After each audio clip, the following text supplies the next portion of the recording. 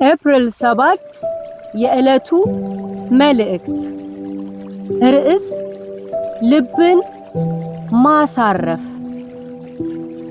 የቅዱሳን ልብ ባንተ ሥራ ስላረፈ ወንድሜ ሆይ በፍቅርህ ብዙ ደስታንና መጽናናትን አግኝቻለሁና።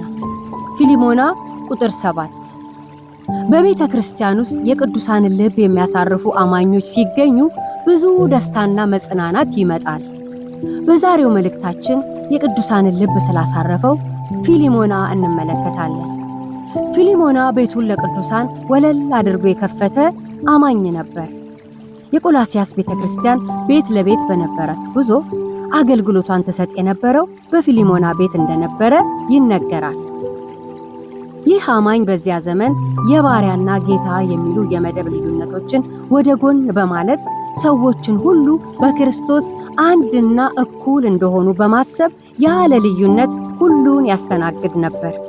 በአጠቃላይ እርሱና የእርሱ የሆነው ነገር በሙሉ ለእግዚአብሔር ክብር በሚውልበት መልኩ የተቃኘ ነበር። ይህ ምልልሱ ነበር የቅዱሳንን ልብ እንዲያርፍ ያደረገው። የተወደዳችሁ የጌታ ልጆች ሆይ ዛሬም እግዚአብሔርን፣ የቤተ ክርስቲያን መሪዎችን፣ አገልጋዮችና የእግዚአብሔርን ሕዝብ ልብ የሚያሳርፍ ተግባር ከእኛ ይጠበቃል። ወደ ህብረታችን ብዙ እረፍትንና መጽናናትን ፈልገው የሚመጡትን በአግባብ ማስተናገድ ይኖርብናል።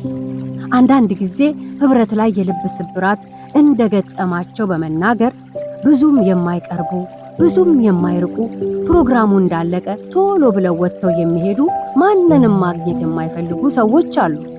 እነዚህ አማኞች በአንድ ወቅት በአማኞች አማካኝነት የደረሰባቸው አንድ ነገር ይኖራል። እነዚህን ሰዎች አግኝቶ ውስጣቸው እንዲፈወስና ከስብራታቸው እንዲጠገኑ ማድረግ ያስፈልጋል። አንዳንድ ሰዎች በዓለም የሌለ ኃይለኛ መገፋፋት በእግዚአብሔር ቤት እንዳለ ሲናገሩ ይደመጣል። ይህ በእውነት አሳዛኝ ነገር ነው። ቤተ ክርስቲያን የፈውስ ማዕከል መሆን ሲገባት የጠብና የክርክር ቦታ ሆና ስትገኝ እጅግ ያሳዝናል። አዝነው የሚመላለሱትን ሰዎች ምክንያታቸው ተቀባይነት የለው በማለት በደምሳሳው ማለፉ ተገቢ አይሆንም። ይልቁኑ ጠጋ ብለን ልንሰማቸውና ልንረዳቸው ይገባል። ልብን ማሳረፍ በተግባር ይታይ።